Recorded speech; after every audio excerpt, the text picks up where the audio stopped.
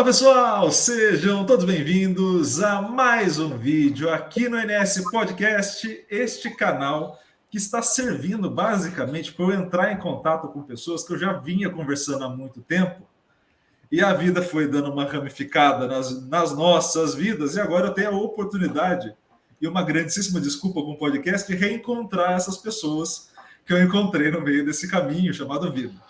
Antes da gente começar o papo, vou fazer aquele pedido que vocês já sabem e já imaginam qual eu vou fazer, né? Já estamos na edição 40, então eu imagino que vocês já sabem o que eu vou pedir. E sim, eu tenho que pedir sempre. É o YouTube, faz parte, é a regra. Tá? Então, por favor, começo do vídeo, like no vídeo. Ah, Iago, eu sou uma pessoa criteriosa, eu assisto todo o conteúdo e depois eu deixo o like. Não, deixa agora no comecinho. Eu esqueço o like, você esquece o like, mais depois de algum tempo de conversa. Então, assim, a gente já tira isso da nossa frente. Já deixa o like no começo. Também, ao longo da conversa, gostei de determinado assunto, não concordei com eles. Comentário aqui embaixo, tranquilo. Fez tudo isso? Também compartilha. Vou pedir, obviamente, para vocês compartilharem para o máximo de gente possível, mas principalmente eu espero que vocês compartilhem com as pessoas que vocês acreditem que o conteúdo faça sentido. Então, assim, entramos em alguns temas aqui. Poxa, acho que a minha filha, acho que o meu filho, acho que meu pai, minha mãe, acho que alguém que eu conheço dos meus amigos vai precisar desse papo. Compartilha com eles também. Óbvio, quanto mais gente você compartilhar, show. Mas esse grupo que pode aproveitar melhor o papo é prioridade, tá bom? Feito tudo isso, para o final, se inscreva no canal e ative o sininho para receber todas as notificações. Agora é a parte que eu pareço um imbecil.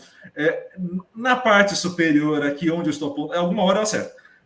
Numa parte superior aqui, você aparece uma notificaçãozinha para você e você tem a informação de que tem vídeo novo no canal, tá? E, por favor, se inscreva no canal, porque o YouTube entende que vocês estão gostando do conteúdo e aí compartilha para mais gente também. Feito essa introdução já clássica, já porque YouTuber a gente tem que fazer isso, né? Faz parte da vida.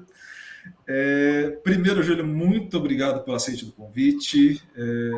De coração é muito bom poder voltar a falar contigo depois de tanto tempo. Vocês acabaram, vocês não estavam ouvindo a gente até esse início de gravação. A gente já fez um mini podcast antes, a gente já gravou uma parte, então assim, ficou aí fora da internet, mas já gravamos uma parte basicamente. E foi sempre muito bom poder falar contigo, poder trocar uma ideia contigo. Então, queria te agradecer e vou começar pela pergunta clássica deste programa inicial. Para além do futebol, para além do Lattes, para além de todo o trabalho que você já fez, me conte, Júlia, quem é você? Iago, então, primeiro, obrigada pelo convite para estar aqui conversando com você hoje. Vou deixar também o meu bem-vindo e bem-vindas a todo mundo que está nos acompanhando aqui, vai assistir o vídeo. Sei da importância aí para as métricas do YouTube de curtir, compartilhar, comentar. Então, também reforço aí o pedido do Iago. E também parabenizar o canal de vocês, porque acho que uma das grandes formas que a gente tem de aprender é compartilhar, né? Compartilhando e conhecendo a vida e a trajetória de diversas pessoas. E não só a trajetória acadêmica, mas a trajetória pessoal, né? Porque são coisas que a gente tende a colocar em caixinhas separadas, mas que, na verdade, acontecem de forma simultânea e uma influencia a outra. Não dá muito para a gente... Seria muito bom, né? Se fosse uma caixinha aqui, outra ali e pronto. E não é. Então, é muito legal quando a gente vê pessoas com trajetórias parecidas, também trazendo ali as angústias, as conquistas do dia a dia, a gente pode se identificar. Então, fico feliz por fazer parte aí também dessa história de vocês.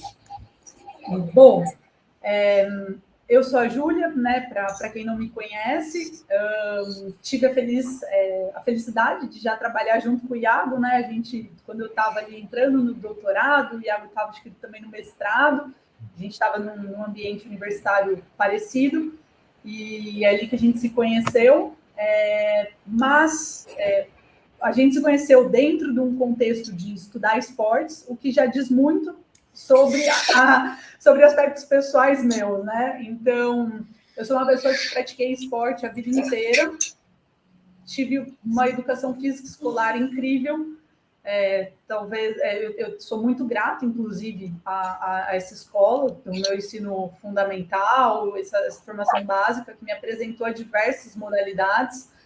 E dentre essas modalidades, a que eu mais me apaixonei, né, me encantei, foi o futebol e o futsal. Principalmente o futsal, né, porque é uma porta de entrada muito fácil dentro das escolas. Então, eu sou de uma época que a gente ainda não tinha muito esse estímulo, né? A gente estava falando já nos bastidores ao futebol feminino. Exato. Então, enfrentei alguns desafios para começar essa prática, tanto sociais quanto dentro da minha própria casa. Mas ali dentro do ambiente escolar eu fui muito bem recebida e acolhida. E ali eu tive, uma vivência enorme que foi ressignificada ao longo da vida, né? Então, de alguém que sonhava um dia em ser atleta, isso passou para uma prática recreacional dentro da universidade e se transformou ali para uma atuação como docente e pesquisadora. Mas tudo isso, né, poder atuar hoje em dia como docente, como pesquisadora, só é possível porque eu contei com muitas pessoas que me ajudaram e que ainda me ajudam no dia a dia.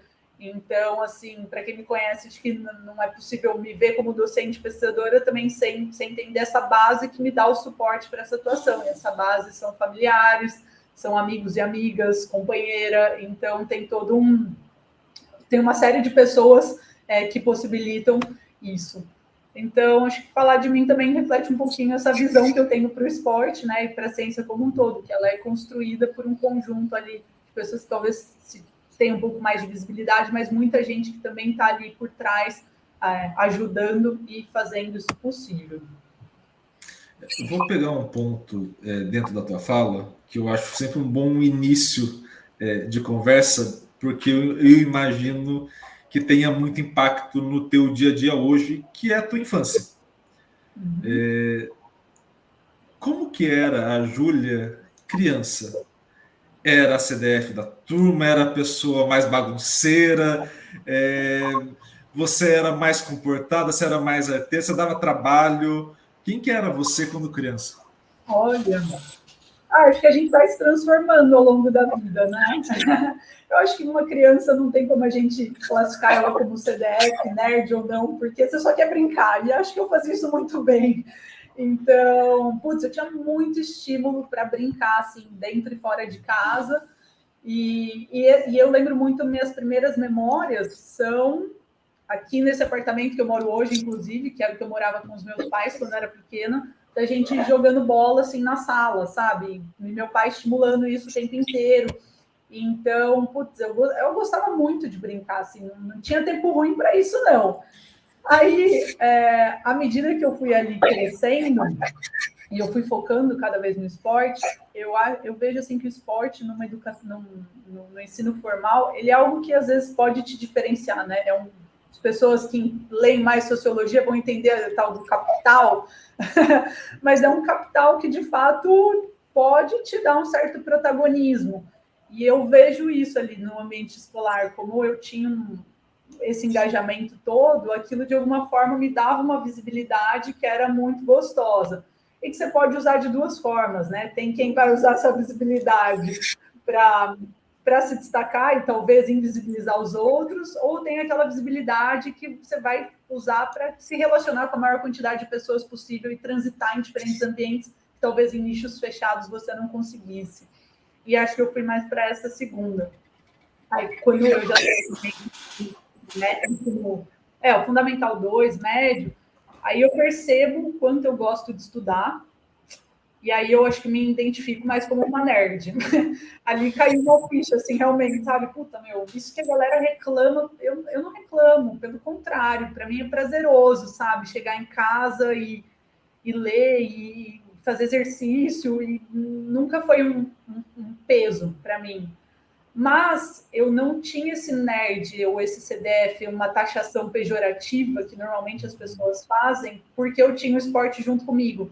Então, ao mesmo tempo que eu transitava muito bem nos grupos dos nerds, e eu adorava, né? Tenho carinho e transito até hoje, eu conseguia muito bem me juntar com aqueles que não estavam nem aí para paçoca.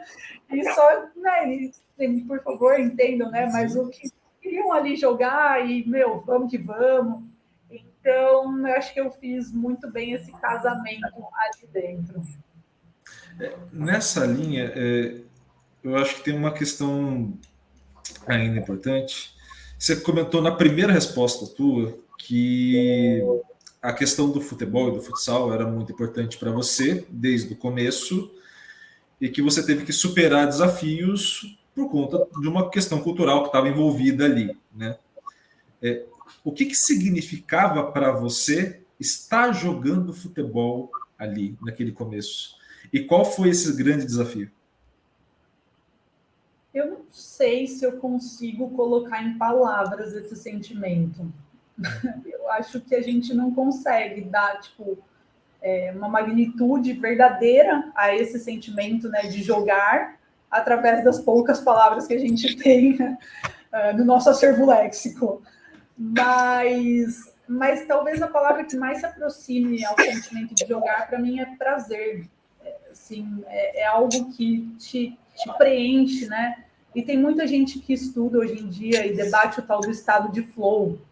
Eu acho que é um pouco disso, sabe? Você tá numa ação ali, você tá tão envolvido com aquilo que você perde a noção temporal, você não consegue ver coisas além do seu foco ali, que é de fato o jogo em si.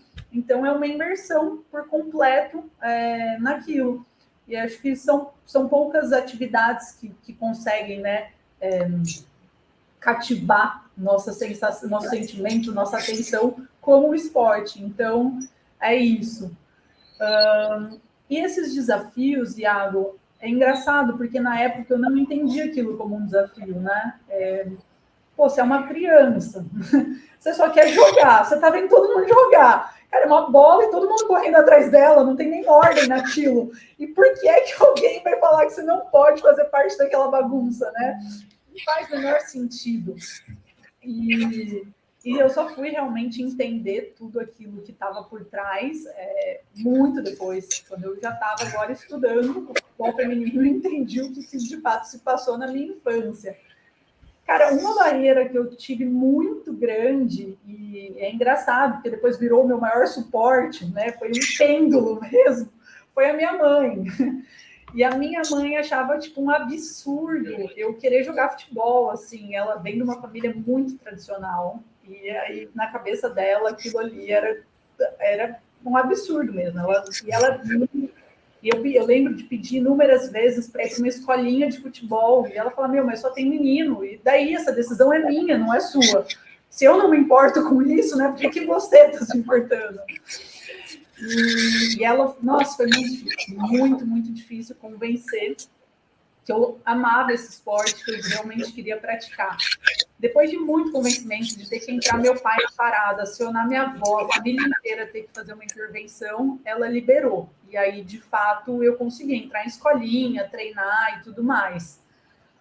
Do ponto de vista social, eu nunca fui impedida de jogar, mas são comentários que eu ouvi ao longo da vida, que só depois de mais velha eu entendi o tom agressivo que tinham por trás deles. Então, bom, né, não preciso também ficar falando todos aqui, mas você entrar ali num jogo com várias crianças e alguém já logo, mas ela vai jogar, ela é uma menina, sabe? E na época eu falava, todo mundo já me conhece, vão deixar uma hora, né? Eu consigo conquistar esse espaço. Mas assim, não devia ser assim, não precisava ser assim, né? Você não teria que conquistar seu espaço sendo uma criança. Esse espaço é seu, né? Ele já deveria ser dado, ser posto, isso é seguro para você, devia ter alguém ali garantindo isso. E naquele momento ele ainda era, e ainda é para algumas crianças, um espaço de luta. Então, foi isso, né? Foi olhando assim de hoje para trás, acho que essa é a perspectiva que eu tenho.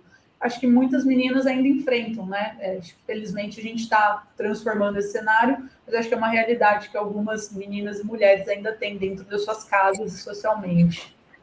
Um ponto que eu ia comentar contigo, eu tive uma experiência recente dando aula em escolinha aqui em Viçosa, num projeto social. Em Viçosa, e aí eu vou falar de Viçosa porque é o caso, mas serve para o Brasil inteiro, cada um na sua característica, tá, gente? Não é uma questão de Viçosa especificamente. Tem muitas famílias que têm essa questão da linha mais tradicional, né, de ensino. E aí tinha um menino, ele tinha alguns transtornos também, tinha uma série de coisas que complexavam o processo, mas principalmente ele basicamente não aceitava ser contrariado por conta do transtorno, era uma questão médica envolvida. E aí, nesse processo, uma das coisas que esse menino me falou assim: eu não jogo com menina. 10 anos de idade, 9 anos de idade. Não jogo com menina.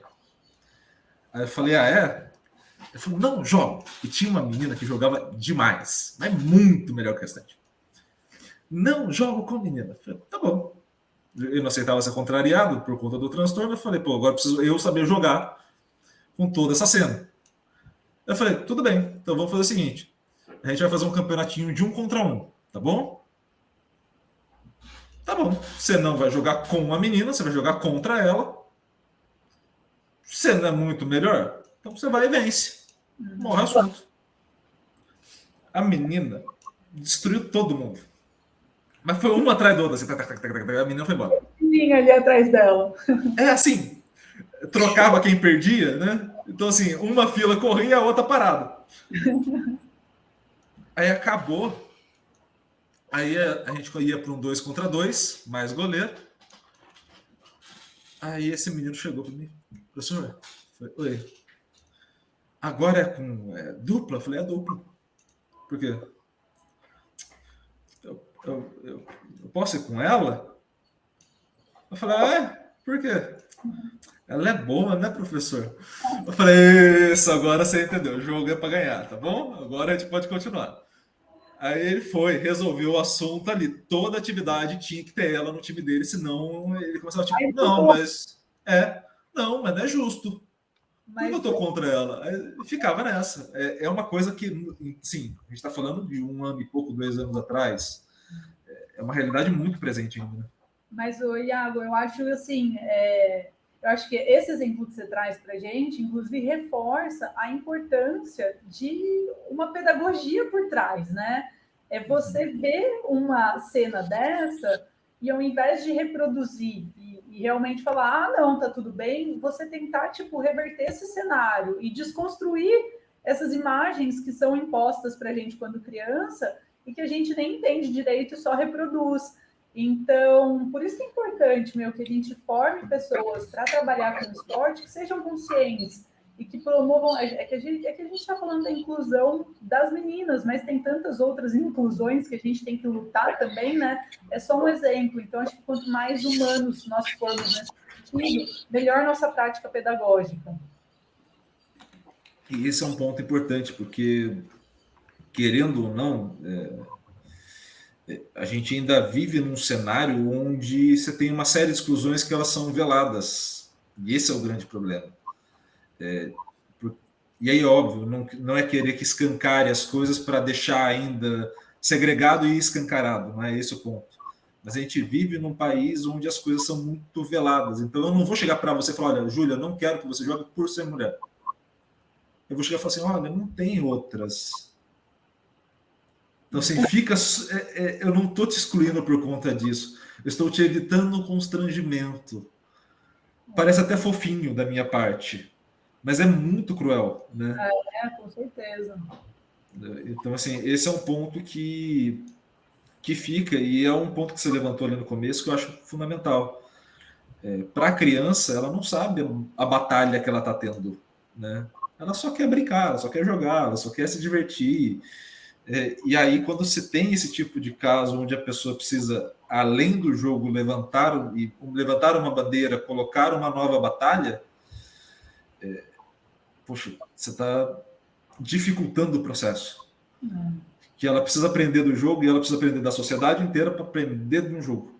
Sim. É um processo gigantesco aí. E eu fiquei com uma curiosidade nesse sentido também, porque você falou que algumas coisas você foi entender mais à frente já como pesquisadora, né? Como foi pesquisar o futebol de maneira geral, e poder olhar para trás e se identificar nessas situações? Como foi esse processo quase psicanalítico no meio da pesquisa? Eu ia te fazer uma pergunta inversa. Iago, você já fez uma boa terapia? O que você acha de uma boa terapia? Assim, é bom porque ela te dá lucidez, mas ao mesmo tempo é muito doído, não é? Eu falo assim, porque eu já tive num período ali de terapia e eu falei, nossa, eu saio muito melhor, mas assim, putz, as dores que aquela terapia me gerou, Entendo realmente. perfeitamente. Então, eu acho que estudar essas questões, né, de gênero, raça, assim, putz, é um processo de autoconhecimento sofrido, assim, eu digo por mim, porque você vai vendo o que você já sofreu, mas você também vai vendo como você já pode ter abusado outras pessoas, né? Porque, assim, por mais que eu seja uma mulher e talvez tenha enfrentado esses desafios no campo esportivo, querendo ou não, eu sou uma pessoa branca, né, que estudou numa universidade pública, que veio de uma boa formação. Então, eu também tenho uma série de privilégios que me coloca numa situação que eu poderia, de alguma forma, oprimir outras pessoas, não pela questão de gênero, mas por N outros motivos. Então você fala, bom, eu aqui fui pisada, mas em outros momentos eu também não tive atitudes legais.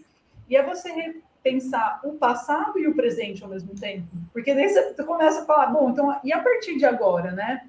Agora que eu sei tudo isso, o que é que eu faço com todo esse conhecimento? Como é que eu transformo a minha prática diária? E não minha prática somente ali dentro do ambiente em que eu trabalho, mas minha prática dentro da minha família. Né? Eu não quero transformar só ali os meus alunos e minhas alunas, mas eu quero transformar também aquelas pessoas mais velhas que convivem comigo e que muitas vezes não estão tendo acesso a esses mesmos diálogos. E, putz, é muito difícil, assim, e talvez você comprei batalhas erradas, de formas erradas no início. Hoje em dia eu entendi mais como tá aqui, né, transitando, mas é um aprendizado, né? Ele acontece longitudinalmente e ele acontece, os erros vão fazer parte. Então, a gente também entender e olhar para esses erros e a gente conseguir ir mudando eles pensando no futuro. Eu vou fazer. A gente teve como convidado também o Tiengo, Carlos Tiengo aqui. Claro. Eu vou fazer. Acho que foi com ele, se não foi com ele, foi com o Lucas Leonardo. Foi um dos dois, eu lembro de ter tocado nesse livro e vou deixar de recomendação, que provavelmente eu falo que eu vou colocar na referência e na descrição e não coloco. Então, assim, se vocês quiserem me cobrar aí do outro lado também, fique à vontade, tá, gente? Tem um livro que me gerou esse tipo de. Exatamente essa reflexão que você falou, chama Mulheres, Raça e Classe. É da Angela Davis. Assim, absurdo. E aí eu sou homem, hétero e branco. O livro é um tapa na cara que eu levo a cada página. Assim, eu vou virando, ele vai me dando tapas na cara ao longo do livro.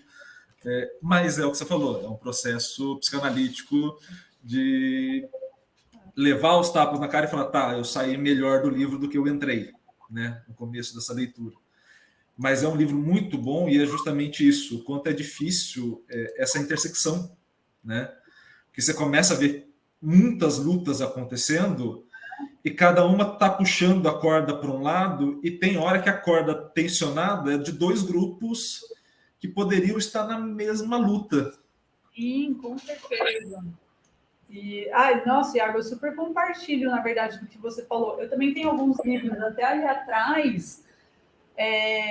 Putz, você vai lendo assim e você vai falando, meu, não é possível que eu já fiz isso na minha vida, né? Porque você realmente vai reproduzindo e você não entende como podem ser violências, microviolências que você está cometendo com outras pessoas. Mas é extremamente importante, né? Acho que esse tipo de literatura, chegar nas pessoas, e acho que também isso exige muito da gente, a gente não querer usar palavras difíceis, né? E ficar na nossa bolha para garantir o nosso status. Eu acho que se a gente tentar diminuir um pouco essa nossa, né, vaidade de alguma forma, usar palavras mais acessíveis, divulgar o conhecimento, divulga pelo YouTube, pô, o YouTube é uma ferramenta super acessível, né?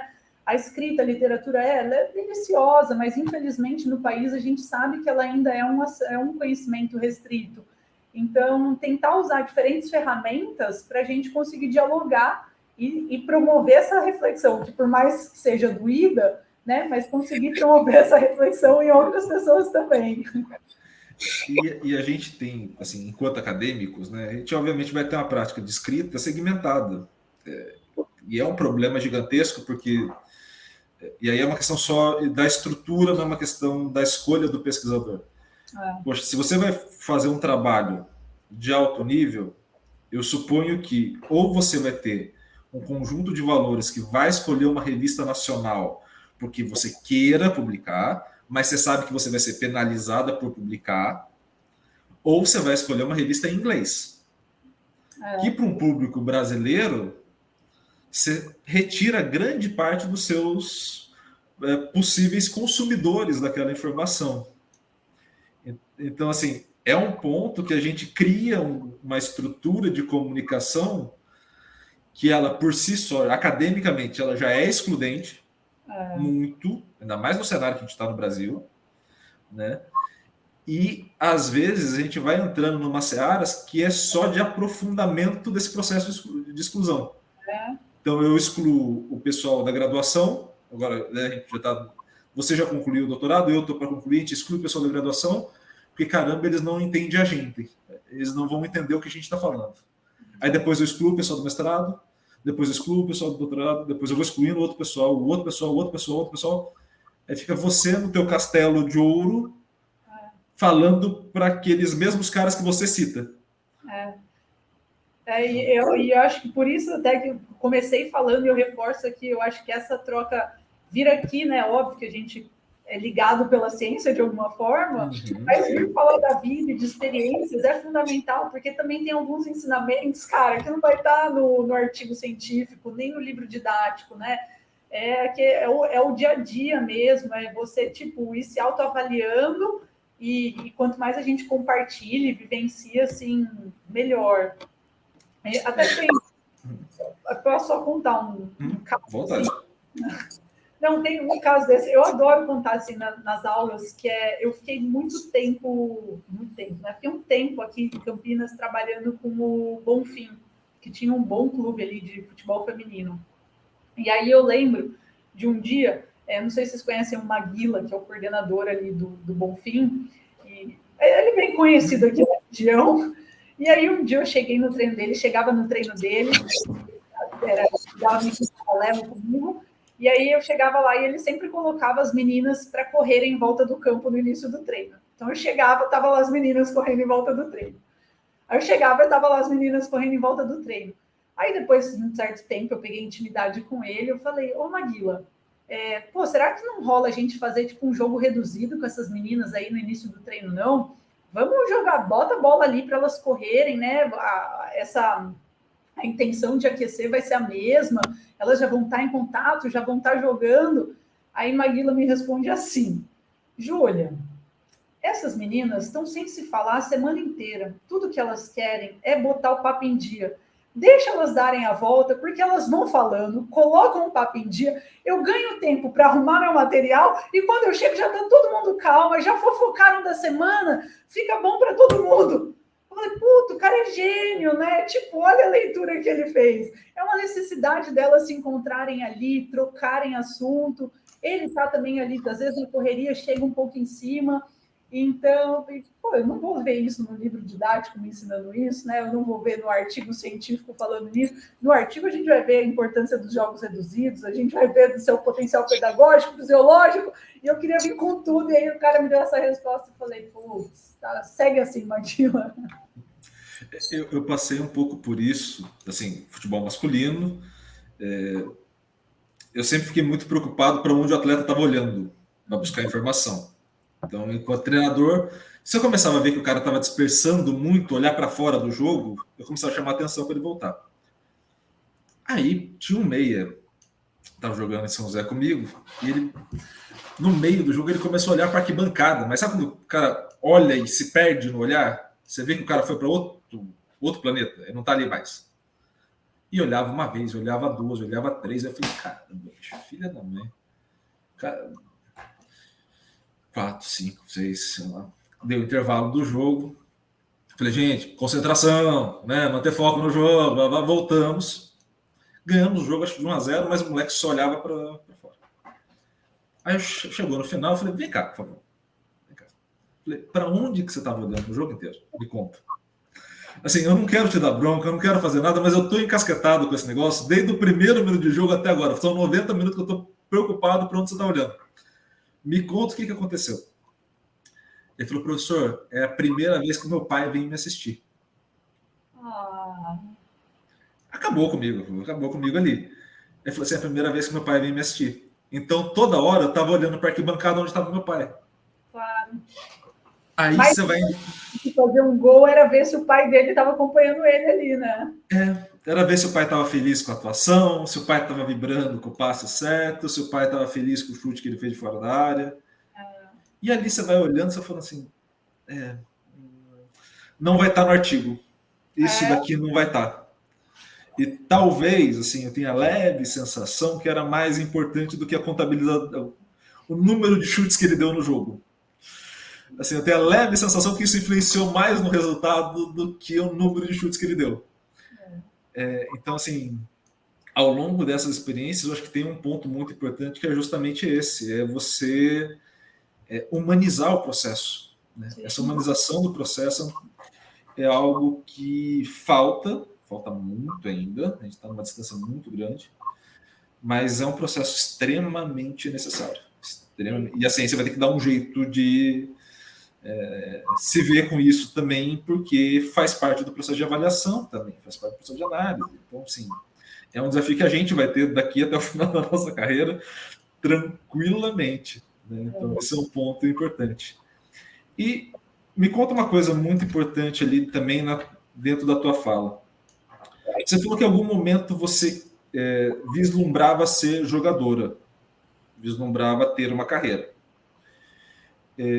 Você tinha uma característica competitiva muito aguçada, ou o esporte para você, você teve aquele momento, mas passou rápido?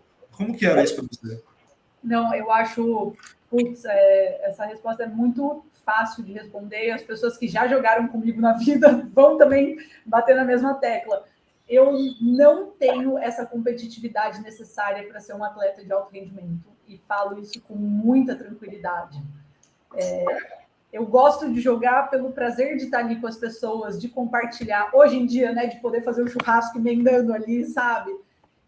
De estar com as minhas amigas. Então, o que mais me motiva é o lado social do esporte. Exatamente.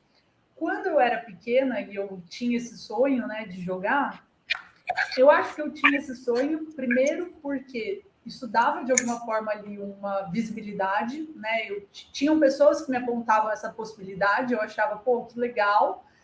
E segundo, porque na época o jogar, né, num alto rendimento não era igual a gente fala hoje em dia, né? Um Brasileirão sendo transmitido com 40 mil pessoas indo lá assistir. Talvez o meu sonho, assim, o máximo que eu poderia chegar era, tipo, ir fazer a faculdade nos Estados Unidos com bolsa, porque isso tinha e ainda tem, né, um estímulo para que brasileiras participem do college lá.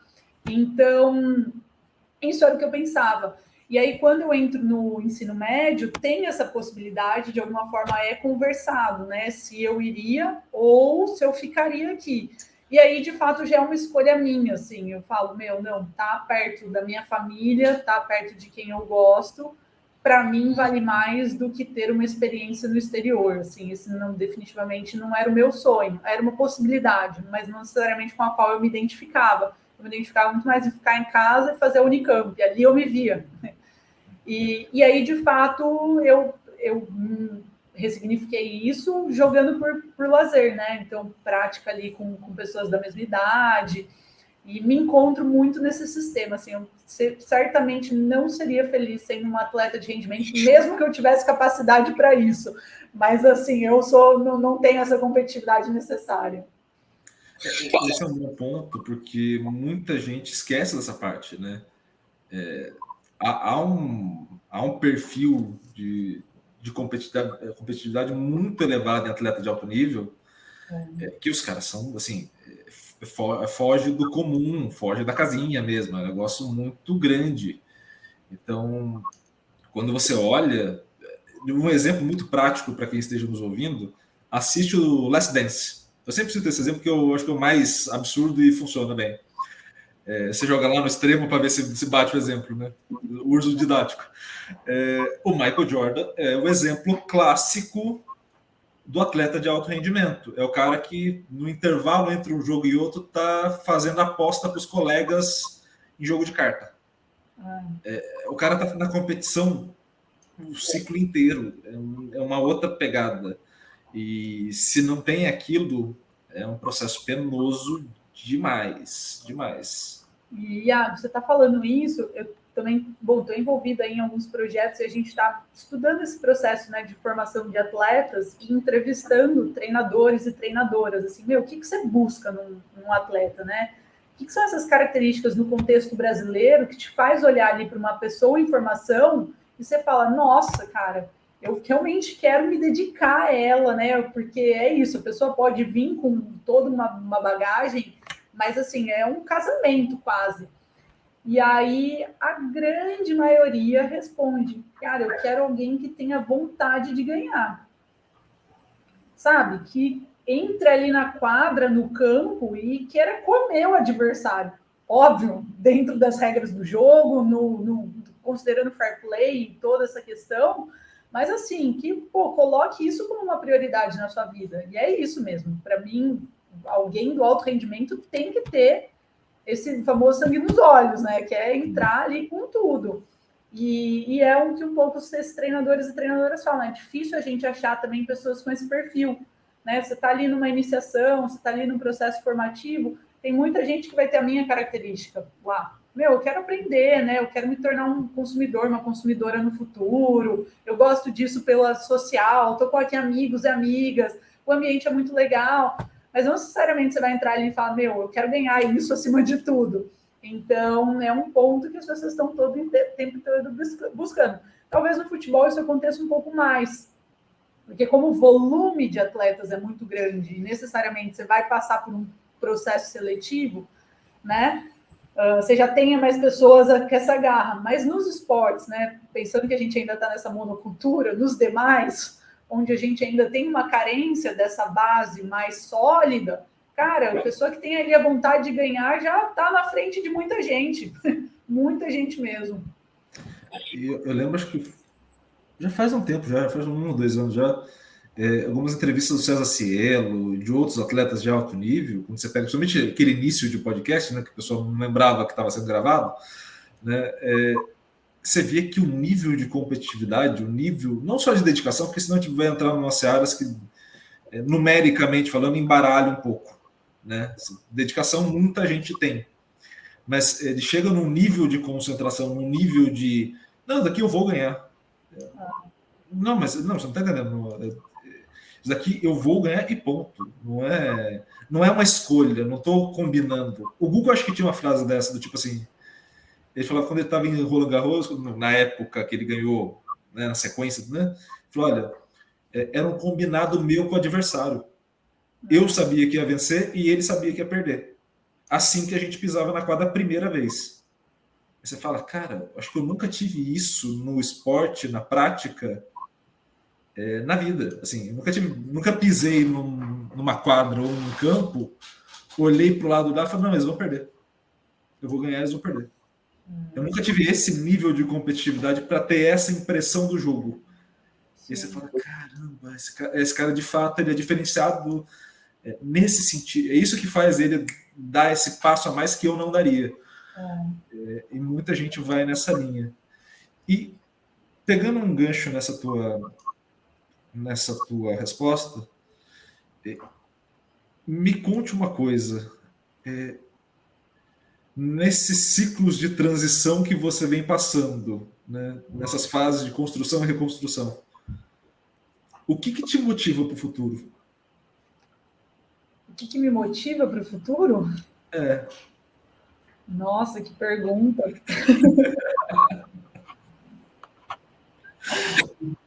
Ai, olha, eu acho que para a gente estar motivado para o futuro, a gente tem que ser no mínimo otimista, né?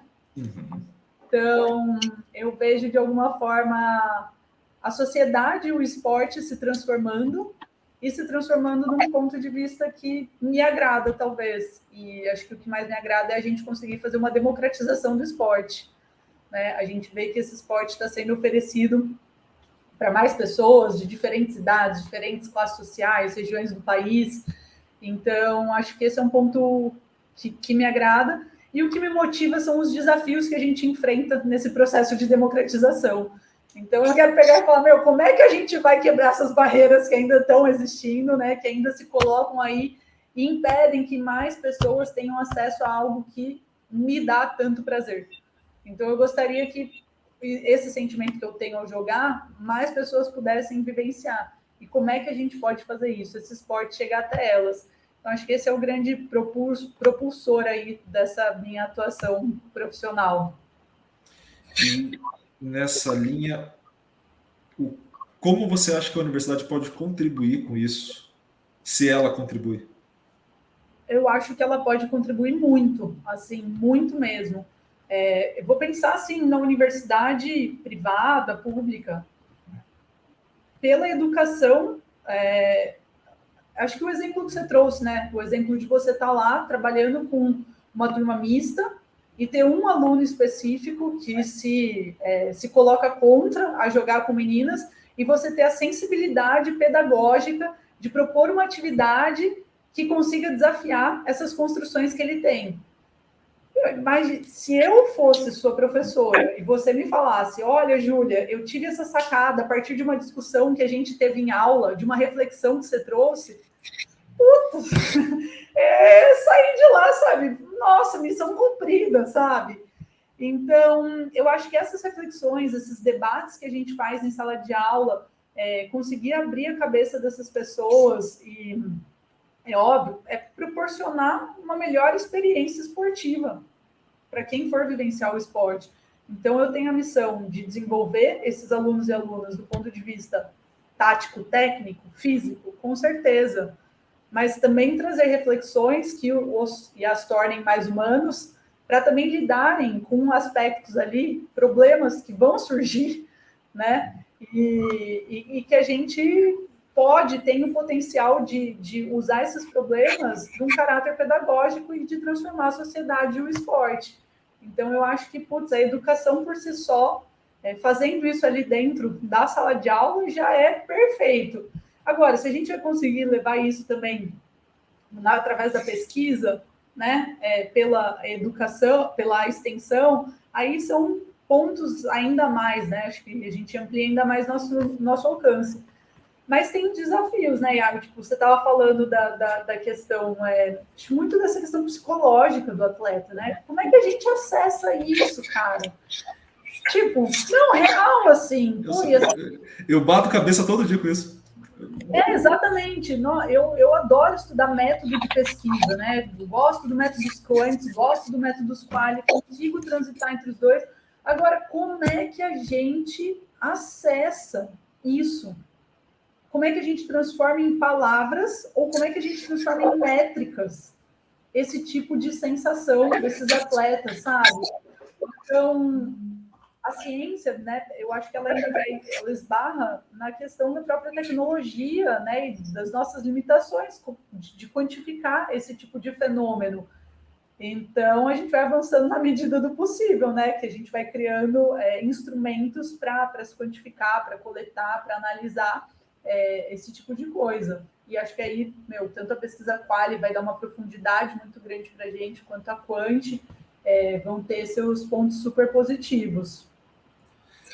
Para você ter uma ideia, eu estou com ele aqui embaixo, então não farei movimentos bruscos.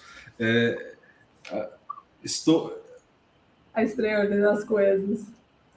O que eu estou lendo, Antônio Damasio, assim, o que eu comprei de livro dele, o que a Amazon ganhou de dinheiro comigo e com ele, nessa interação entre a gente, foi um negócio impressionante. Mas é um problema que eu acho que acho que provavelmente é o centro das pesquisas, porque aí desemboca dessa parte do entendimento do atleta, você vai desembocar nas outras coisas, né, que vão estar ao redor, na parte cultural, na parte familiar, numa série de outras coisas, mas você tem aquele cerne inicial que é o atleta em si. E eu acho que tem esse grande desafio de fato, né? Como é que você entende essa pessoa que está ali, e como é que você entende esse processo de formação dessa construção única de cada uma das vidas? Porque você pode pegar 500 mil pessoas, é óbvio, a gente vai tentar, em termos de ciência, entender um conjunto. Então é óbvio que você vai olhar aquilo que caracteriza aquele conjunto. É natural que a gente faça isso, né? Mas, caramba, é tão único, é tão específico, que é entre constrangedor falar qualquer coisa e desafiante. Então, assim, você fica querendo aprofundar, você fala, caramba, esse cara, a construção é muito particular, muito pessoalzinha. Não tem como você querer estabelecer uma norma padrão. Então, e muitas vezes a gente bate cabeça muito nisso, né? Assim, na área de esporte, principalmente, porque grande parte das coisas vem de uma certa padronização de desenvolvimento, por exemplo, né? A gente acaba entrando muito certo. E é louco, porque, assim, por mais que a gente busque o padrão, né, e acho que até com experiência aí com a estatística, na estatística a gente sempre está querendo ver esse comportamento da maioria. Mas, cara, no esporte de rendimento, quem a gente busca mesmo é o outlier. Então, a gente estuda o comportamento da maioria, mas aquele ou aquela que vai se destacar e que vai ser protagonista não é a maioria. Certamente são aqueles que têm um desempenho muito diferente dos demais atletas. Então, também tem essas contradições, né? E, putz, e aí se eu vou estudar um ou outro, isso, do ponto de vista da ciência, muitas vezes vai perder seu protagonismo, a gente sabe disso. Então, fica esse embate, assim, são desafios que a gente enfrenta fazendo ciência. Quando a gente começou a conversar isso há anos atrás, né, muito foi por conta da análise de jogo, que linkou as nossas conversas iniciais ali. Um dos grandes desafios que eu acho que a gente vai passar por ele, aí passa o futebol masculino e o futebol feminino também, é que a gente consegue detectar muito fácil, mas muito fácil. Quem quiser roubar no joguinho da pesquisa é relativamente fácil. Você pega os 4 melhores, os 4 piores, você compara um com o outro, e você fala assim, há diferença entre os melhores e os piores. A gente consegue roubar no joguinho da ciência com uma tranquilidade imensa e vai para uma 1. Essa roubalheira aí. O grande ponto está no intermediário. Esses caras assim, como eu falo, as equipes do meio, né? As equipes do meio para diferenciar é muito difícil. É difícil você caracterizar, porque cada um vai ter uma particularidade e na hora do jogo ficaram mais ou menos naquele mesmo bolo. E eu falo isso porque esse é um desafio que eu estou tentando encarar agora justamente por conta desse tipo de reflexão. Como é que eu entendo essa trajetória e como é que eu entendo se a trajetória é diferente, se as pessoas são diferentes por si só, é muito provável que eu, olhando o jogo como um todo, esteja olhando errado. Porque cada um vai ter um jogo diferente, dentro de uma perspectiva diferente, dentro de uma ótica diferente, dentro de um contexto diferente.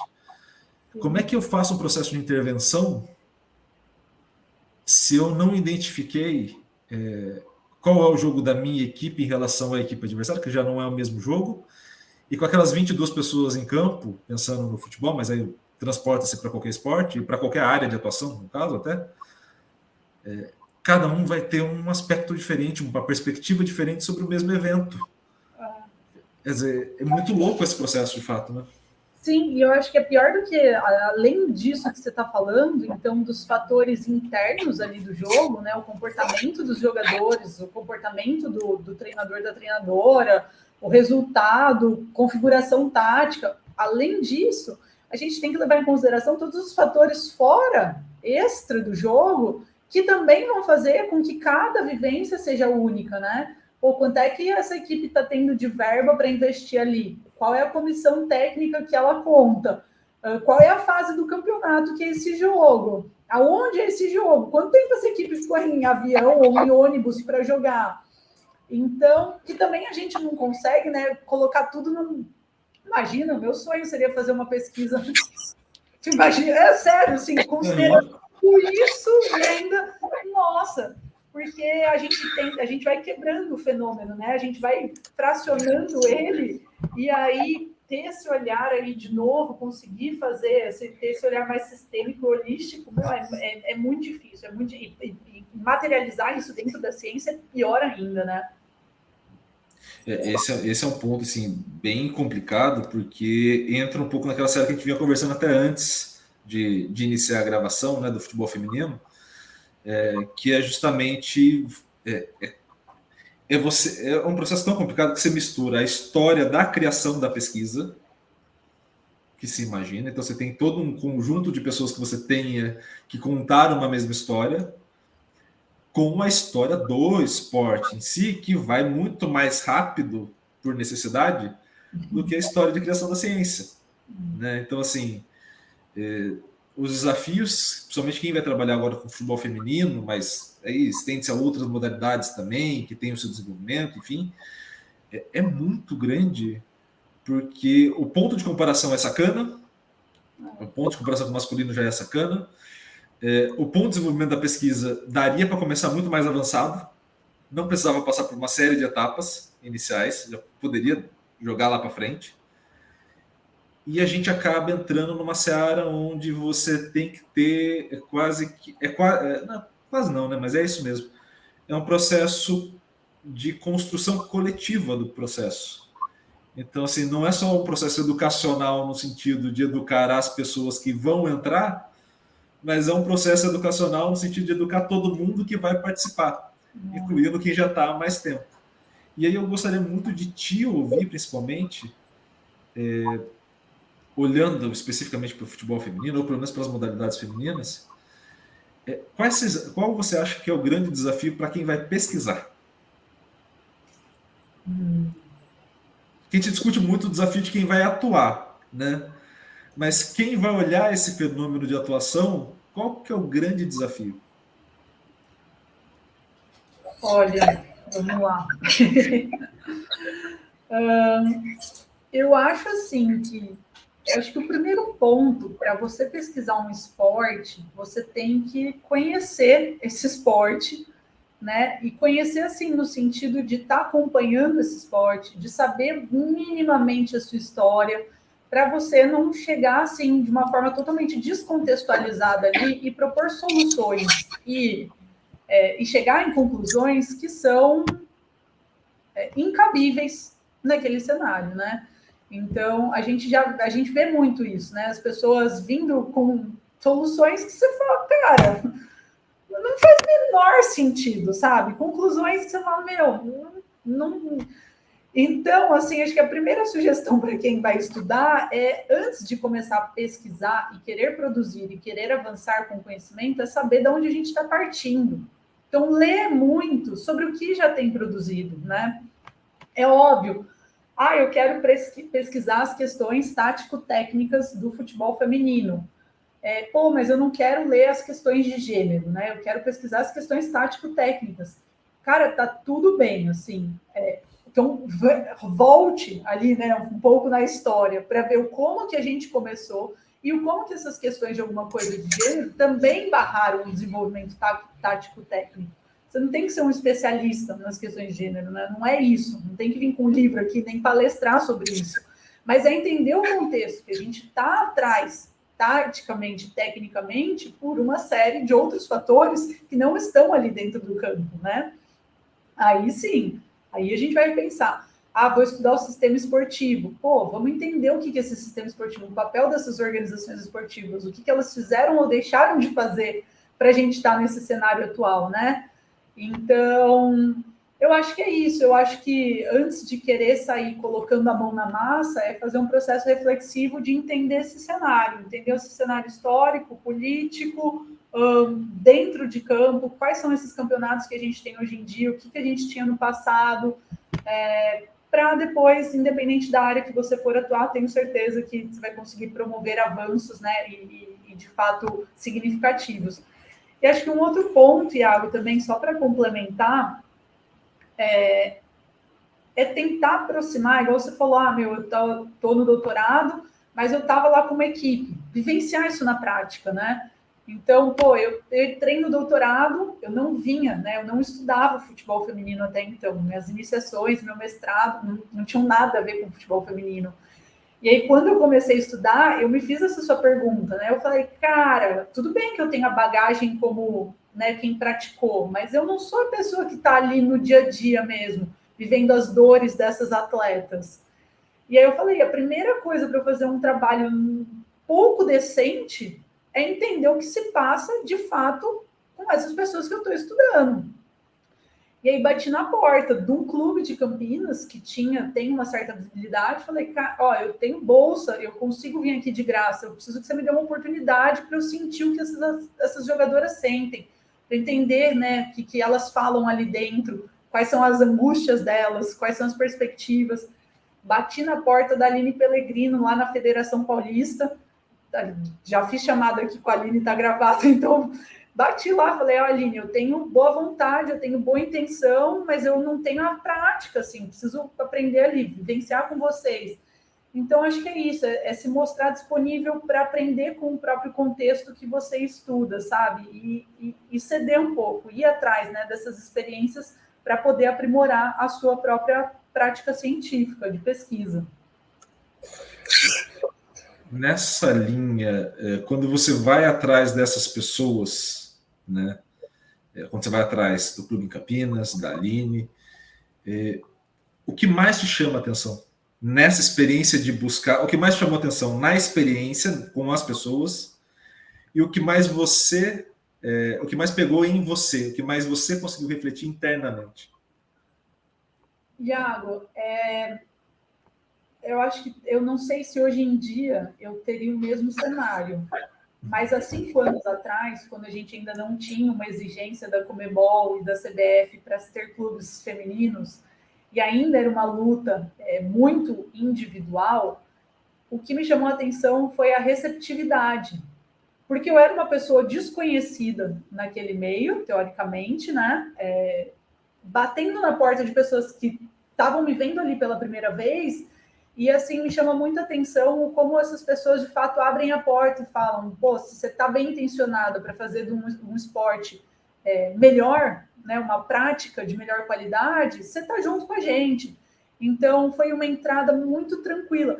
Coisa que eu não imagino se eu quisesse estudar o futebol masculino.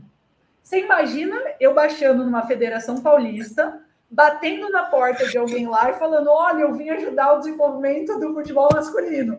Qual é que ia ser a reação? Eu baixando numa Ponte Preta, num Guarani aqui em Campinas, e falando, olha, eu estou aqui para ajudar o desenvolvimento do futebol masculino, eu tenho boa vontade. Qual ia ser a reação?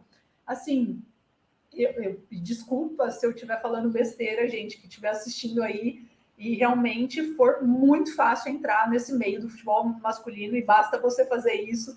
Eu acredito que não. E naquela época no feminino foi tipo, venha, sabe? Dá a mão aqui, se você tem boa vontade, você tá com a gente. Então, isso, assim, foi uma coisa que me marcou muito. Hoje em dia eu já não sei se seria igual, porque eu sei que já tem muito dinheiro rodando, né? Principalmente nesses grandes equipes. Eu sei que já tem muita gente querendo entrar. Gente muito bem intencionada e gente só pela visibilidade. Então, eu acho que talvez se eu fosse iniciar esse mesmo processo atualmente, eu encontraria um pouquinho mais de desafio, sabe? Esse acho que é um ponto importante de colocar também, porque é a questão contextual do momento histórico da modalidade, de fato, né? Acho que a gente está gravando isso, não vai no ar hoje, então, mas a gente está gravando no dia 29/9. Hoje está indo para o ar uma entrevista com o Gustavo Manara, que é analista de desempenho do futebol feminino do São Paulo. E aí eu conversando com ele, do tipo assim, como que é? Né? Porque ele já está há muito tempo no futebol feminino. Ele falou, cara, não tinha ninguém. Eu apareci lá para estudar, o pessoal foi muito receptivo e tinha muito trabalho para fazer. Assim, todas as categorias eram o mesmo grupo de analista, não tinha estrutura separada por departamento, a gente começou a criar algumas coisas agora, está num processo muito legal de evolução justamente por conta da grana que vai entrando, né? E acho que uma das coisas que ele colocou eu achei assim, muito acertado da Conmebol principalmente, ou de quem exigiu, né? Os clubes, porque ter um clube de marca, São Paulo, Corinthians, Palmeiras, Santos, a rivalidade faz com que você passe vergonha se você não levar a sério. Então, assim, quando o Corinthians chega e vence o São Paulo, pode ser masculino, feminino, juvenil, pode ser o que for. É o Corinthians vencendo o São Paulo. Então você começa a falar, pô, mas não vai ter estrutura para essas meninas? Toda hora eu vou ter que ficar vendo o Corinthians vencer? Toda hora eu vou ter que ver o Palmeiras vencer, agora está começando a chegar bem nas finais. O Santos teve uma boa, excelente fase, agora está começando a voltar também. Então, se você começa a ver uma movimentação de fala, que você fala, pô, e agora começou a ficar diferente, né, o contexto de fato, né? E eu acho que quando veio essa imposição, era muito uma dúvida que eu tinha, se de fato essas grandes equipes iam abraçar, iam falar, meu, dá aqui, vamos fazer isso daí virar, ou se elas iam terceirizar, porque no começo aconteceu uma terceirização, né, o famoso dar a camisa. Mas bateu nisso que você falou, cara. Você dá a camisa, o time que tá jogando ali por você, representando a sua camisa, não mostra um bom desempenho. Você começa a perder constantemente para os seus principais adversários. Aqueles seus torcedores que são fanáticos, eles começam a acompanhar os dois. Cara, eles estão ligados no feminino e no masculino. E aí eles começam a cobrar o próprio time, do tipo, pô, cara, não tá bonito isso não que a gente está apresentando. E isso gera, né? Os clubes passam de fato a incorporar. Eu vejo hoje em dia as grandes equipes realmente se estruturando para oferecer o futebol feminino. Né? No começo não era, no começo era meu. Vamos, qual é a solução mais rápida, galera? Quem que pode ajudar? E aí eu acho que essa mudança é fundamental, pensando nesse desenvolvimento em longo prazo, fundamental. E é um cenário que às vezes a gente esquece nas proposições, né? Dentro do número de pessoas que aparecem, e são muitas, com milhares de soluções, né? Que geralmente nos contextos... E eu lembro disso porque, por exemplo, quando eu... E aí, voltando para o futebol masculino um pouco, eu participei, assim, estagiário, tá? Eu falo participei, dá a impressão que eu estava de cara central do processo e, na verdade, eu só servia café. Então, assim, tinha um plano de desenvolvimento do futebol, que a Universidade do Futebol propôs há um tempo atrás. Eu era membro da Universidade do Futebol à época. Servi café com uma tranquilidade imensa, sei servir café tranquilamente. Desenvolveu uma habilidade como ninguém. Eu vou te contar que eu dei um preju nesse dia, porque foi num hotel chique em São Paulo, obviamente eu nunca tinha passado por um, e eu tenho gastrite crônica, né, desenvolvida pelo excesso de café, né, além do estresse, o excesso de café também. E nesse dia eu bebi um pouquinho de café, e geralmente quando eu bebo café, eu já consigo sentir se ele é aquele café mais ruinzinho ou melhorzinho, pelo como a gastrite ataca. E eu bebi um pouquinho e nada de gastrite. Eu falei, bebi mais um pouquinho. Aí eu chamei o cara que estava levando o café para mim e falei, meu amigo, de onde que veio esse café? Ele falou assim, não, isso aqui é um café selecionado que a gente traz para esse hotel, não sei das quantas, blá, blá, blá, blá. Eu falei, legal, bacana. Eu não vou ter em casa esse, né? Então, eu que tenho um espírito de pobre, eu vou tomar esse café como se não houvesse amanhã. Vou ficar virado por estalando, mas eu vou tomar todo o café que eu puder. Eu dei mais prejuízo tomando o café do que levando o café para 30 convidados. Assim, então, assim, desculpa, Universidade do Futebol, fica aí meu desabafo aí depois de anos. Uma grande desculpa aí registrada aí para vocês, o prejuízo que eu dei. Mas, né, espero que vocês não tenham ficado chateados.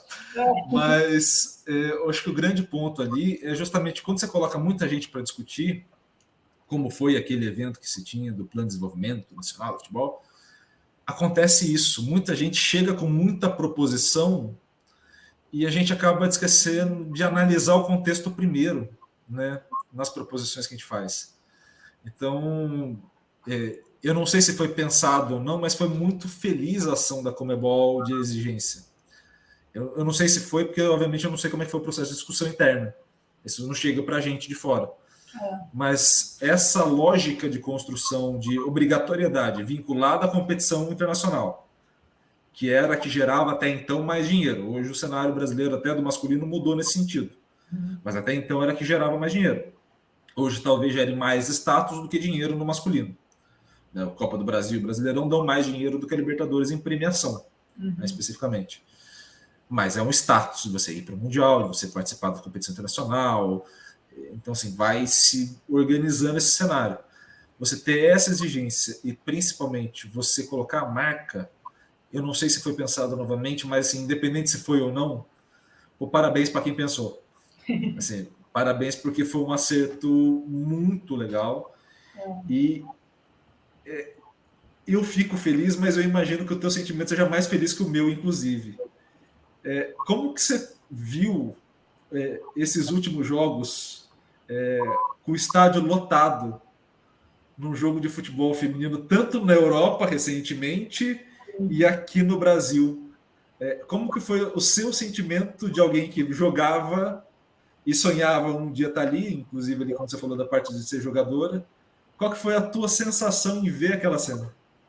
Putz, Iago, assim, é muito louco, né? Porque eu acho quem acompanha de alguma forma também esse futebol feminino há algum tempo, a gente teve algumas esperanças.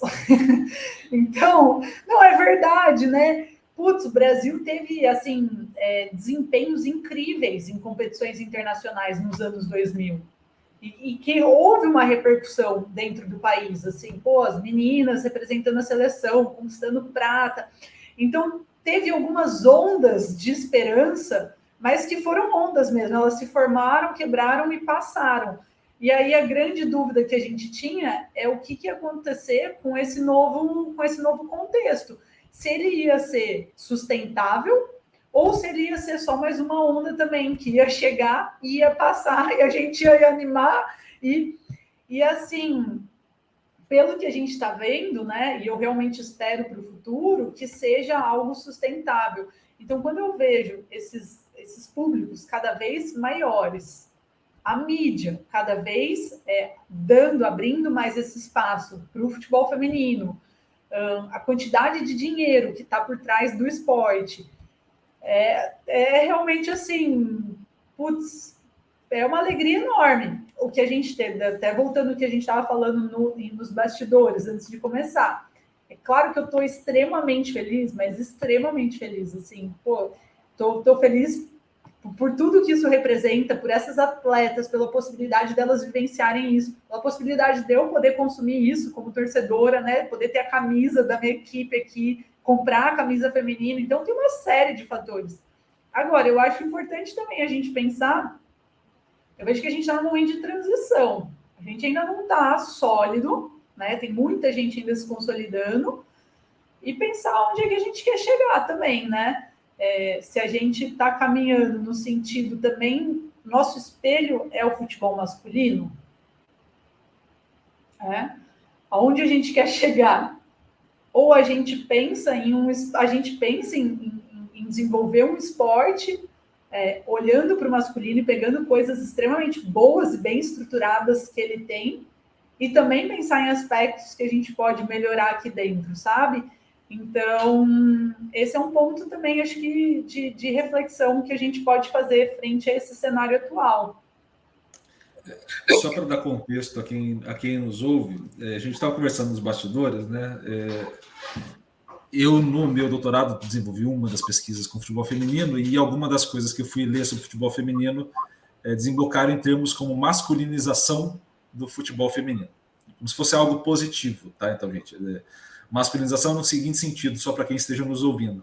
Quanto mais próximo do futebol masculino ou feminino conseguir atuar, melhor seria. Essa é a lógica de construção das ideias, tá? Uma lógica bem... em grego é babaca, que a gente fala, mas em grego, eu não sei como é que fala em português, mas em grego é babaca. Em grego é babaca, mas é uma lógica que está vigente, publicada em grandes periódicos da área. Então, assim, É uma informação, ou pelo menos uma linha de ideia, que chega num grupo muito seleto da área de ciência do esporte / educação física no mundo. Então, assim, muita gente consome essa informação e é óbvio, você tem uma questão de status, né, de passar essa informação. Então, assim, quem escreve tem um know-how, esse know-how é distribuído e quando você vai se posicionar contra o know-how, você está se posicionando também contra o status que você poderia ter tido. Então, assim, é um conjunto de coisas ali presentes que geram a reflexão e é importante que se faça. Principalmente, eu geralmente não sei para quem vai chegar a conversa, né? Assim, o YouTube, ele me dá uma diretriz para onde vai, mas eu não sei quem vai nos ouvir especificamente. Então, assim, eu espero muito que quem esteja nos ouvindo e vá ler e chegue nesses termos, né? Reflita sobre, assim, e saiba que aquele cara ou aquela mulher que estão colocando aquele termo, eles fazem as mesmas besteiras intelectuais que todo mundo faz. Tá? Eles só têm mais tempo de besteira. É só uma questão de experiência, mais tempo de besteira realizado. Então, assim, relaxem, tá? Reflitam a partir da consciência de vocês. Eu não li esses trabalhos, né, Iago? Então, também, tudo que eu falar a partir de agora tem que ser ponderado. Mas eu não sei também qual é o contexto desses autores e autoras. Às vezes, se eles estão em um país, num contexto em onde o masculino, de fato, nossa, essas mil maravilhas, então eu também queria conhecer, né, para essa boa. Isso é bom a gente caminhar nesse sentido. Mas por mais que a gente torça, acompanhe o masculino, a gente sabe dos seus mil defeitos, né? Então, eu acho que a gente vive uma possibilidade de refazer um futebol feminino, assim, de fazer algo que seja mais humano, né? Das atletas serem ali mais humanas, o que elas vão representar para essa nova geração de praticantes, quem são essas pessoas que vão trabalhar, que vão gerir essa modalidade, qual é esse perfil do público que a gente deseja nos estádios. Eu acho que tudo isso é o momento da gente pensar agora, né? Aonde que a gente quer chegar? Estamos efervescendo aqui. Vai ser um crescimento desordenado e caótico, ou a gente pode pensar num crescimento saudável para o futuro? E não tem resposta também, gente. Eu estou trazendo essas inquietações para a gente pensar coletivamente, assim, onde que a gente quer chegar mesmo. E um exemplo desse, só para quem estiver mais habituado com outros esportes além do futebol, aconteceu muito no basquete. Basquete e vôlei aconteceram muitas coisas nesse sentido, de ter clubes de futebol que tiveram suas franquias abertas e às vezes era terceirizado, então era São Paulo, São Paulo, Corinthians, Palmeiras, enfim, mais uma marca como sobrenome, vôlei, basquete, masculino e feminino. E acontecia muito das torcidas organizadas do futebol masculino irem para as quadras e arrumarem as confusões que elas tinham mais dificuldade no campo, na quadra, que tinha menos policiamento, menos estrutura, já não, em tese não precisava daquilo antigamente, nos clubes que eram só de vôlei, só de basquete, ou os clubes grandes que não colocavam o futebol como centro, né? E aí você passa a ter um conflito de arquibancada de futebol masculino da década de 90. Então, assim, esses pontos que a Júlia levantou são, de fato, fundamentais. Quem que a gente quer ali? Que processo de educação que a gente vai ofertar, não só para quem está jogando, mas para quem vai assistir. Sim, com certeza. É um processo extremamente importante, porque é um evento muito único. É um momento muito único da história. Assim, a gente vê a inserção...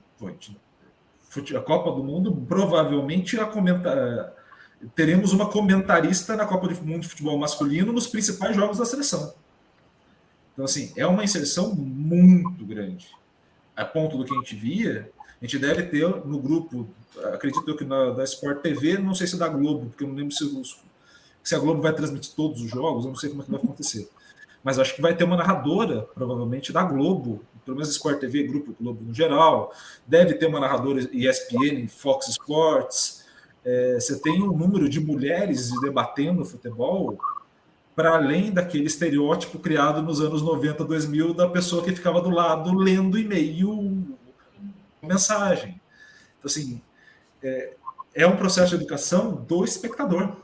Sim. É um processo deles também.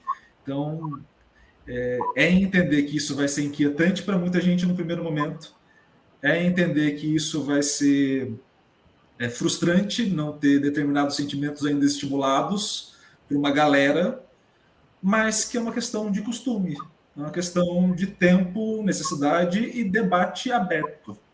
Assim, é não deixar velado os pontos e não deixar passar alguns pontos. Não é para fazer caça às bruxas, mas também é um processo de educação. Você precisa colocar isso em foco para poder debater. Se você não coloca esse foco, você deixa passar. E acho que, de novo, também é isso que você falou, a gente está falando, né, de contextualizar, meu, isso é uma luta, isso é uma conquista que essas mulheres estejam ocupando esses espaços. Então, assim, quais são essas outras lutas que a gente tem dentro do futebol masculino? Pô, vamos fomentar elas, porque, assim, é difícil, leva tempo, leva, mas, assim, algum momento a gente consegue romper certas bolhas, sabe? Então, não foi do dia para a noite, né? Elas ainda enfrentam dificuldade por ocupar esse espaço, tudo isso tem que ser falado, mas, assim, são conquistas. Então, tem muitas outras brigas que a gente também tem que fazer e que vão melhorando esse futebol em longo prazo. E Júlia, a gente atrasou esta conversa há algumas semanas por conta de um evento, né, que a gente estava conversando nos bastidores. E, obviamente, vou deixar registrado o meu parabéns em público, não só no particular, mas também em público, pela tua conquista. Aí você contextualiza o pessoal com todos os detalhes para eu não cometer nenhum tipo de gafe, né? Ficar com um cara despreparado aqui apresentando. Então, contextualizo depois na tua fala, mas primeiro deixar o meu elogio a você que fiz no particular fazer também no público. Fiquei muito feliz com a tua conquista. Já tinha a expectativa que você fosse conquistar, tinha te mandado mensagem quando a gente conversou a primeira vez, mas fiquei muito feliz quando você me mandou a mensagem confirmando. E nesse cenário novo que você vai estar, como que está o frio na barriga e como que está a expectativa de lidar com essa nova geração? Bom, então vou começar contextualizando, né? Eu estou ainda eufórica aqui. O Iago falou a data, né? 29/9, e faz menos de uma semana que eu prestei o concurso para assumir como professora as disciplinas de futebol, futsal e handball ali da FEF, da Faculdade de Educação Física da Unicamp. E foi aí uma super felicidade que na sexta-feira saiu o resultado, né? Foi uma semana super intensa de concurso. Um desgaste físico e emocional super grande. Acho que a gente pode falar disso outro dia também, para futuras gerações que também visam isso, né, um dia. E aí, na sexta, eu fiquei sabendo que eu fiquei em primeiro lugar, fui aprovada. Então, né, se tudo ocorrer bem, eu devo assumir, começar ali a trabalhar na Unicamp, na Educação Física, com essas disciplinas ali no começo do ano que vem, né, começo de 2023. Eu estou super, super animada, né? Desde que eu soube, vou pensando em mil coisas assim que eu gostaria de fazer e não vou ter tempo hábil para fazer tudo que eu quero, assim, minha lista já está enorme, mas acho que é bom, né? É bom a gente ter esse ânimo novo, essas pessoas novas trazendo isso para a instituição. Eu fico muito feliz, né? E vi muitas pessoas entrando em contato comigo também, por ser uma mulher assumindo essas disciplinas em uma instituição de tamanho protagonismo no Brasil. Então, eu realmente gostaria que isso que a gente lê muito e estuda, desses role models, dessas pessoas modelos que a gente vê e de alguma forma se inspira, né? Então, que eu consiga, de alguma forma, também, a minha presença ali, consiga motivar outras meninas e mulheres para seguirem nesse campo de pesquisa e para almejarem, né? Também serem professores de futebol e futsal em outras instituições públicas e privadas, que a gente sabe que ainda é um campo majoritariamente ocupado por homens, mas que a gente também, devagar, através de uma luta muito longa, vai conseguindo entrar ali.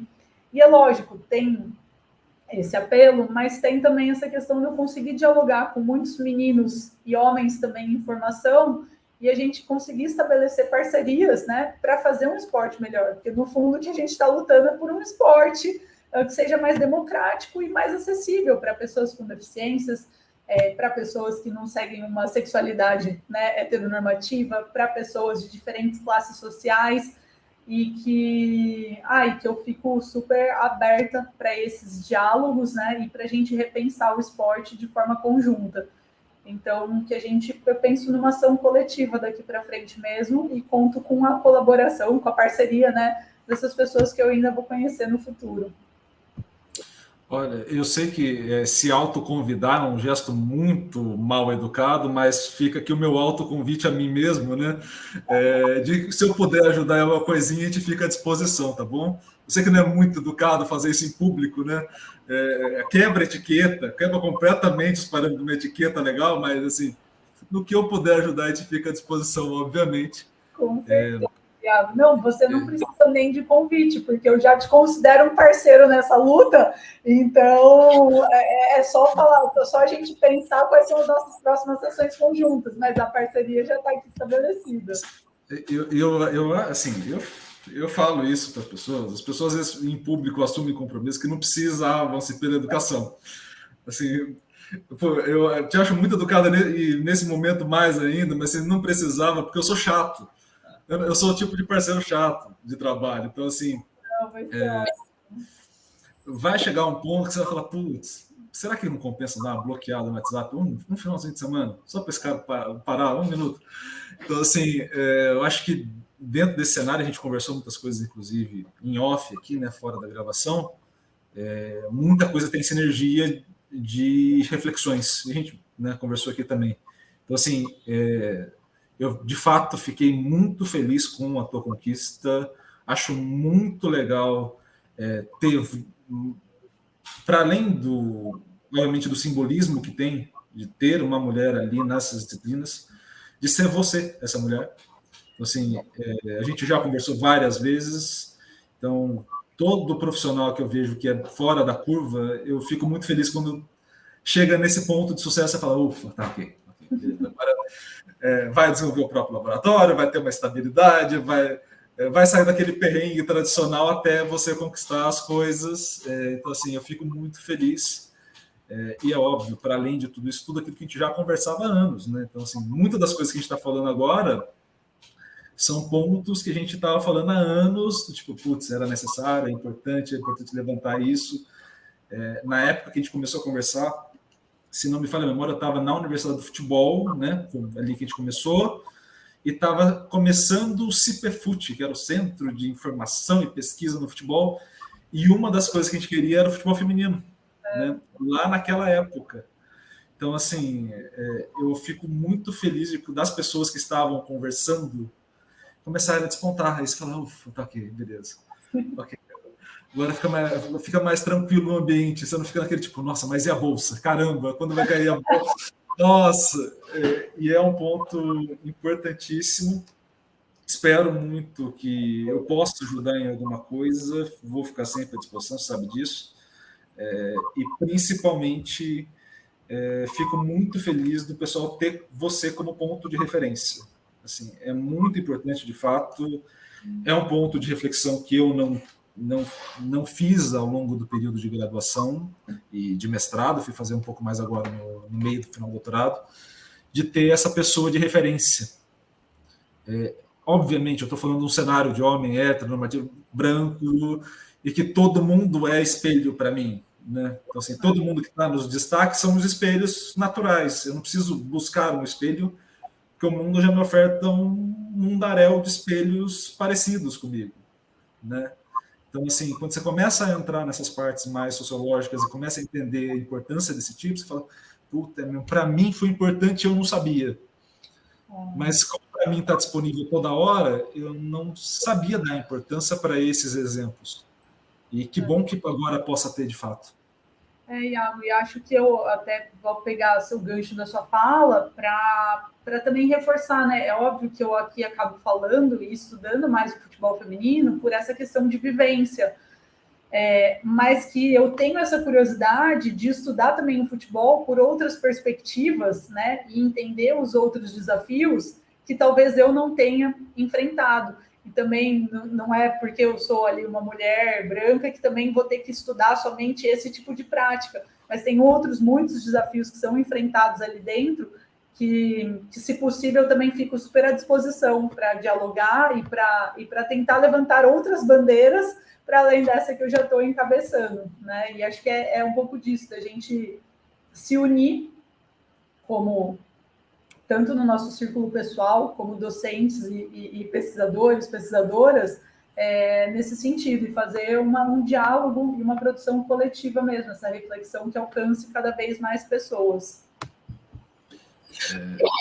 Eu ainda mantenho que você é de uma educação fora da curva e eu vou acabar te enchendo o saco. Então, assim, tá registrado publicamente, eu tenho uma gravação para mim. Então, assim, fica aí o registro para mim mesmo, né? É importante sempre deixar esse registro primeiro para mim também nesse momento. Júlia, saiba que eu vou te encher muito mais o saco para a gente ter outras conversas. Adorei essa e acho que tem 500 outros assuntos que a gente pode entrar também.